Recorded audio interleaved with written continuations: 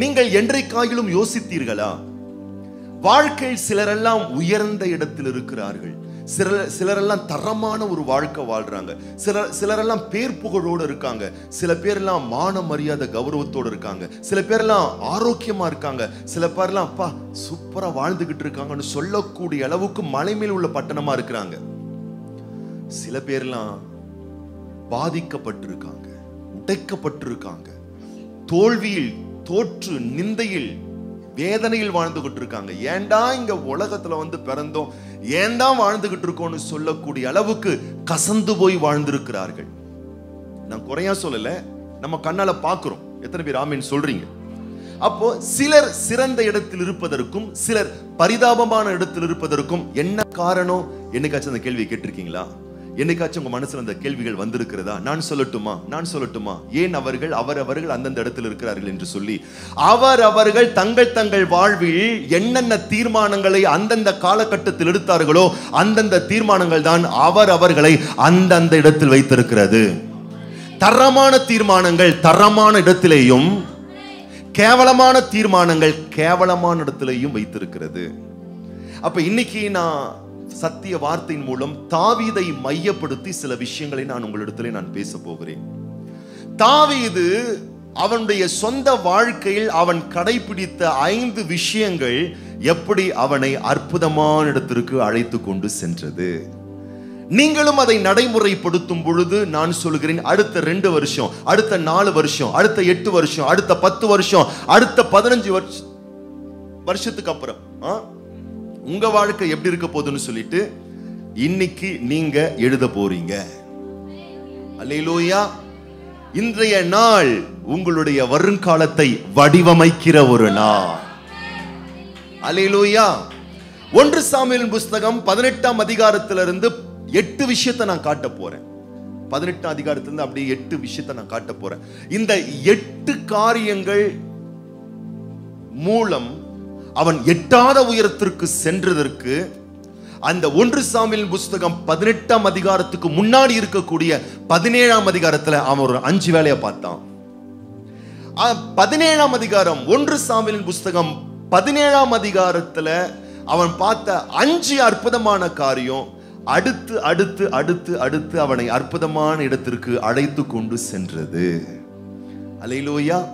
அப்ப நான் இன்னைக்கு காட்ட போறேன் பாருங்க. 8 விஷயத்தை நான் காட்டுறேன், எப்படி அவன் லைஃப்ல ஸ்டெப் பை ஸ்டெப்பா எப்படி அழகான அற்புதமான உயரத்தை அவன் அடைகிறான் என்று சொல்லி.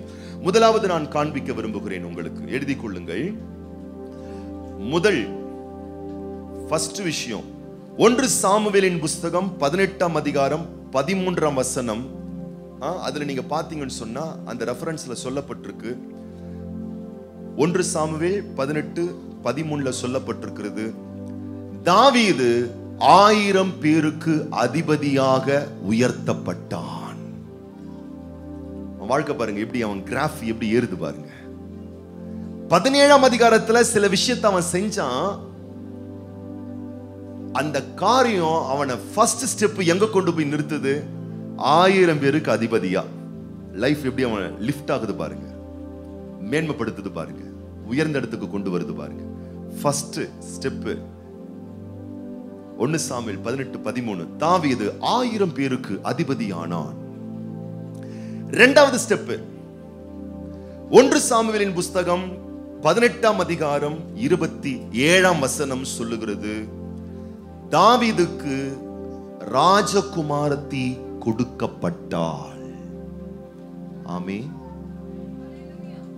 ஏன் கல்யாணம் ஆனவங்களாம் ஆமென் அல்லேலூயான்றீங்க? நான் சொன்னது கல்யாணமாகாத தாவீதுக்கு ராஜகுமாரத்தி கொடுக்கப்பட்டா. அல்லேலூயா. ஒரு நல்ல ஃபியூச்சர் லைஃப் பார்ட்னர் என்பது உங்க வாழ்க்கையே முடிவு செய்யக்கூடியது. அல்லேலூயா. ஆமா, அவனுக்கு கிடைச்சது பாருங்க எவ்வளவு அற்புதமான ஒரு ராஜகுமாரத்தி. நிறைய பேர் சொல்றாங்க, அந்த 5 பாயிண்ட சொல்லுங்க, ஃபாலோ பண்றோம், எங்களுக்கும் ஒரு ராஜகுமாரத்தி கிடைக்கிறாளான்னு பாப்போம்னு. கல்யாணமானவர்களுக்கு நான் சொல்லுகிறேன், நீங்கள் திருமணம் செய்து கொண்ட ஆண்களுக்கு நான் சொல்லுகிறேன், உங்கள் மனைவிதான் உங்களுக்கு ராஜகுமாரத்திகள். திருமணமான பெண்களுக்கு நான் சொல்லுகிறேன், நீங்கள் திருமணம் முடித்த உங்கள் கணவர் தான் உங்களுக்கு ராஜகுமாரர்கள். அல்லேலூயா. மனைவி மூதேவியா இருந்தாலும் அவளை ஸ்ரீதேவியாய் மாற்றக்கூடிய சத்தியங்கள் வேதத்திலே சொல்லி வைக்கப்பட்டிருக்கிறது. ஆகவே நிறைய பேர் அதையும் மாத்திடுறாங்க. மனைவி மாத்துறாங்க, புருஷனை மாத்துறாங்க. அந்த மாத்திர வேலைலாம் வைக்கவே வேண்டியதில்லை. என்ன பண்ணலாம் சொல்லுங்க பார்க்கலாம்? மூதேவியும் ஸ்ரீதேவியா மாத்திரலாம். அதற்கான சத்தியத்தை தான் போதிச்சுக்கிட்டு இருக்கோம். அப்ப நான் சொல்றேன், திருமணமாகாத பிள்ளைகளுக்கு நான் சொல்லுகிறேன், நீங்கள் எடுக்கக்கூடிய தீர்மானம் அற்புதமான வாழ்க்கை துணையை உங்கள் வாழ்வில் கொண்டு வரும். மூன்றாவது, 1 சாமுவேலின் புஸ்தகம் 18ஆம் அதிகாரம் 30ஆம் வசனம் சொல்லுகிறது, தாவீதினுடைய பேர் மிகவும் கனம் பெற்றது. நான் சொல்லட்டுமா, இந்த உலகத்துல ஒரு பெரிய ஆசீர்வாதம் என்ன? அவர் கொடுத்த வாக்குத்தத்தம், உன் பேரை பெருமைப்படுத்துவேன். ஆண்டவர் உங்க பேரை பெருமைப்படுத்துவார். இந்த உலகத்துல, இந்த ஊர்ல பரீட்சை கூட இப்படி எழுத மாட்டாங்களே, குனிஞ்சு குனிஞ்சு அப்படி சந்தோஷம் தான். எழுதுங்க எழுதுங்க எழுதுங்க எழுதுங்க. கர்த்தர் உங்களை ஆஸ்வதிப்பாராக. அல்லேலூயா. கர்த்தர் நல்லவர். உங்கள் பெயரை பாதிக்கிற இந்த சமூகத்தில் உங்கள் பேர் கனம் பெற்றிருக்கணும். உங்க பேர் தான் உங்க ஐடென்டிட்டி, உங்க அடையாளம். உங்கள் பேர் பிரஸ்தாபப்பட்டிருக்க வேண்டுமே, ஆனால் சில வேலைகள் பார்க்க வேண்டி இருக்கிறது. அதை தாவீது பார்த்தான். மூன்றாவது, அவனுடைய பேர் சமஸ்த தேசங்களிலும் புகழ் பெற்றது. அவன் மிகவும் கனம் பெற்ற ஒரு பேர் பிரஸ்தாபம் அவனுக்கு கிடைத்தது. எப்படி ஸ்டெப் பை ஸ்டெப்பையா அவனுடைய ஆனர் பாருங்க, அவன் லைஃப், அவனுடைய கிராஃப் எப்படி ஸ்டெப் பை ஸ்டெப்பையா மேல போயிட்டே இருக்கு பாருங்க. நான்காவது, 1 சாமுவேலின் புஸ்தகம் 20ஆம் அதிகாரம் 17ஆம் வசனம் சொல்லுகிறது, அவனுக்கு ஒரு நண்பன் கிடைத்தான் என்று சொல்லாமல் தன் உயிரை சிநேகிக்கிறது போல அவனை சிநேகிக்கிற ஒரு நண்பன் அவனுக்கு கிடைத்தானாம். எவ்வளவு பெரிய ஆசீர்வாதம் தெரியுங்களா? நண்பர்கள் நமக்கு இருக்காங்கன்றதே ஒரு ஆசீர்வாதம் தான். நட்புகளை நான் நேசிக்கிறேன், ஏன்னா எனக்கு நிறைய ஃப்ரெண்ட்ஸ் இருக்காங்க. ஆனா அவங்க உயிரை மாதிரி நம்மளை நேசிக்கிற நண்பர்கள் கிடைச்சாங்கன்னா நான் சொல்லட்டுமா, எவ்வளவு பெரிய ஆசீர்வாதம் தெரியுமா உங்க லைஃப்ல அது. ஆனா கொஞ்சம் உங்க நண்பர்கள் எல்லாம் கொஞ்சம் நோட்டீஸ் பண்ணி பாருங்க, ரொம்ப செல்ஃபிஷா இருக்குங்க. ஆனால் சுயநலம் இல்லாத ஒரு நட்பு. இந்த உலகத்திலே ஒரு மனிதன் என்றைக்கும் தன்னை தான் பார்த்துப்பான், அதுக்கப்புறமா தான் எல்லாரையும் பார்த்துப்பான். ஆனா இங்க யோனத்தானை குறித்து சொல்லப்பட்டிருக்கிறது, அவன் தன் உயிரை, எந்த ஒரு மனுஷனும் தன்னை பார்த்துப்பானா தன் உயிரை தான் பார்த்துப்பான், அதுக்கப்புறமா தான் எல்லாரையும் பார்ப்பான். அதுக்கப்புறமா தான் தன் மனைவியை பார்ப்பான், தன் கணவனை பார்ப்பான், பிள்ளைங்களை பார்ப்பான், வீட்டை பார்ப்பான், மற்ற எல்லாத்தையும் அவன் பார்ப்பான். முதல்ல தன்னை தான் பார்த்துப்பான், அப்படின்னா தன் உயிரை பார்த்துப்பான். இங்கே சொல்லப்பட்டிருக்கு, அந்த உயிரை பார்த்து கொள்வது போல இவன் தன் நண்பனை பார்த்து கொள்கிறான். இப்படிப்பட்ட நட்புகள் உங்களுக்கு கிடைக்கும் என்றால் நீங்க ரொம்ப ரொம்ப பாக்கியசாலிகள். அது ஒரு பெரிய ஆசீர்வாதங்க, அது ஒரு பெரிய மேன்மைங்க உங்க வாழ்க்கையில. இவனுக்கு நட்பு கிடைத்தது பாருங்கள், சாதாரணமான நட்பல்ல, தன் உயிரை போலவே நேசிக்கக்கூடிய சிநேகித நட்பு. ஐந்தாவது, அவன் அடைந்த ஒரு ஆசீர்வாத நிலை. 1 சாமுவேலின் புஸ்தகம் 26ஆம் அதிகாரம் 25ஆம் வசனம் சொல்லுகிறது, எந்த சத்துரு தாவீதை சிறைத்து அவனை சரிந்து போகும்படி அவனை கொலை செய்து அவன் பெயரை கெடுத்து அவனை பாதிக்க விரும்பினானோ, அதே சவுல் தாவீதை வாழ்த்துறான். எப்படி வாழ்த்துறான் பாத்தீங்களா? சவுல் தாவீதை நோக்கி, என் குமாரனாகிய தாவீதே, எப்பா சத்துருக்களும் உங்களுக்கு சரணாகதியாவது என்பது மேலான ஆசீர்வாதம். நீங்க 4 செவருக்குள்ள வாழ்கிற ஒரு சாதாரண வாழ்க்கை வாழ்ற வரைக்கும் யாரும் உங்களை பகைக்கவும் மாட்டாங்க, யாரும் பெருசா உங்களை கண்டுக்கவும் மாட்டாங்க. ஆனா வளர வளர வளர வளர வளர விலை கொடுத்து வாங்காத ஒரு விஷயம் என்னன்னு கேட்டீங்கன்னா, பகைஞ்சர்கள், சத்துருக்கள், எதிரிகள் தானா பெருகுவாங்க. உங்க உடைய பார்த்து 4 பேர் பொறாமைப்படுவாங்க, உங்க பேரை பார்த்து, உங்க புகழை பார்த்து, உங்க அந்தஸ்தை பார்த்து கழுவி ஊத்துறதுக்குன்னே பல பேர் எழும்புவாங்க. அத்தனை பேர் மத்தியிலேயும் அத்தனை சத்துருக்களும் உங்களை வாழ்த்துவார்கள் என்று சொன்னால் நீங்க ரொம்ப பெரிய கிரேட்டுங்க. இவனை சாகடிக்க வேண்டும் என்று விரும்பிய சவுல் சொல்லுகிறான் தாவீதை நோக்கி, என் குமாரனாகிய தாவீதே, நீ ஆசீர்வதிக்கப்பட்டவன். யார் வாயிலிருந்து வருது?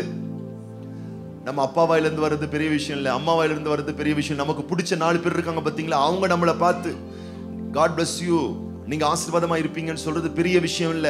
நான் நல்லாவே இருக்கக்கூடாதுன்னு விரும்பக்கூடிய மனிதனுடைய வாயிலிருந்து வாழ்த்துக்கள் வருகிறது என்று சொன்னால் மேன்மையான ஆசீர்வாதம். என் குமாரனாகிய தாவீதே, நீ ஆசீர்வதிக்கப்பட்டவன், நீ பெரிய காரியங்களை செய்வாய், மென்மேலும் பலப்படுவாய். எவ்வளவு பெரிய வாக்கு, எவ்வளவு பெரிய வாழ்த்து. நான் சொல்லட்டுமா, வாழ்க்கையில் நாம் அடைய வேண்டிய அற்புதமான வளர்ச்சியினுடைய ஆதாரம் சத்துருக்களும் நமக்கு ஃபேவர் ஆகணும். ஒரு ஆமீன் அல்லேலூயா வர மாட்டேங்குது. அல்லேலூயா. தாவீது அடைந்த ஒரு அற்புதமான ஒரு ஆசீர்வாதம். 6வது அவன் அடைந்ததான வளர்ச்சியின் உயர்வு மேன்மை என்ன? 1 சாமுவேலின் புஸ்தகம் 30ஆம் அதிகாரம் 19ஆம் வசனம். 6வது தாவீது அடைந்த வளர்ச்சியின் உயர்வின் மேன்மை என்ன? ஒரு காலகட்டம் வருகிறது, கொள்ளையர்கள் அவனிடத்தில் இருந்ததை எல்லாம் பறித்து கொண்டு சென்று விட்டார்கள். பக்கத்துல பார்த்து சொல்லு, உன் மேல ஒரு கண்ணா 2 கண்ணா, நாய் கண்ணு இருந்து நரி கண்ணு வரைக்கும் உன்னதான் பார்த்துக்கிட்டு இருக்கு. எப்ப ஏமாறுவ சுருட்டிட்டு போலான்னு பார்த்துக்கிட்டு இருக்கு. 1000 பேர் சுருட்டினாலும் மொத்தத்தையும் எடுக்கிறான் பாருங்க, இவன் மொத்தத்தையும் எடுக்கிறான் பாத்தீங்களா? அதுதான் பெரிய மேலான ஆசீர்வாதம். வாழ்க்கையில் ஒன்றை நீங்கள் பெறுவது ஆசீர்வாதம் தான், இல்லை என்று சொல்லவில்லை. அதைவிட மேலான ஆசீர்வாதம் இருப்பதை தக்க வைப்பது, இருப்பதை இழக்காமல் வைத்துக் கொள்வது, இழந்தாலும் மீண்டும் மீட்டுக் கொள்வது மேலான ஆசீர்வாதம். தாவீதுக்கு இதுதான் நடக்குது. இழந்த மனைவியை, இழந்த பிள்ளைகளை, இழந்த வீடுகளை, இழந்த எல்லாவற்றையும் நான் சொல்லுகிறேன், நீங்கள் இழந்த இளமைகளையும், இழந்த வாய்ப்புகளையும், இழந்த தருணங்களையும், இழந்த சந்தர்ப்பங்களையும், இழந்த உயர்வுகளையும் மீட்டெடுத்து மீண்டும் பெற்றுக் கொள்வீர்களே, ஆனால் மகா பெரிய ஆசீர்வாதம் அது. வாக்கியம் சொல்லுகிறது, சத்துருக்கள் கொள்ளையாடி கொண்டு போன எல்லாவற்றிலும், சிறியதிலும் பெரியதிலும், குமாரரிலும் குமாரத்திகளிலும் ஒன்றும் குறைவுபடாமல் எல்லாவற்றையும் தாவீது திருப்பிக் கொண்டான். உத்தம ஆசீர்வாதம்.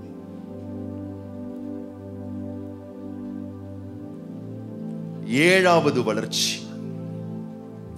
2 சாமுவேலின் புஸ்தகம் 3ஆம் அதிகாரம் 1ஆம் வசனம் சொல்லுகிறது, தாவீது மாத்திரம் வளரவில்லையாம், தாவீதும் அவன் குடும்பமும் சேர்ந்து நாளுக்கு நாள் விருத்தி அடைந்தார்களாம். ஒரு தனி மனிதன் மாத்திரம் வளருகிறான் என்றால் அது தரமான வளர்ச்சி அல்ல. அந்த தனி மனிதன் தன் மனைவியையும் கணவனும் பிள்ளைகளும் பேர பிள்ளைகளும் தன் குடும்பமும் சேர்ந்து வளர்வதுதான் தரமான ஒரு வளர்ச்சி. இங்கே தாவீதை பாருங்கள், தாவீதின் குடும்பம்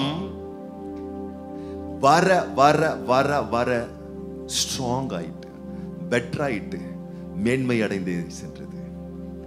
இப்ப நான் சொல்றேன், நான் மட்டும் வளர்றதில்லை, என் குடும்பமும் வளர்றது. நான் மட்டும் நல்லா இருப்பதில்லை, என் ஃபேமிலியும் நல்லா இருக்கிறது தான் நான் சொல்லுகிறேன் பாக்கியமான ஒரு வளர்ச்சி. கடைசியாக 8வது அவன் அடைந்த உயர்ந்த நிலை என்ன? 2 சாமுவேலின் புஸ்தகம் 5ஆம் அதிகாரம் 3ஆம் வசனம் சொல்லுகிறது,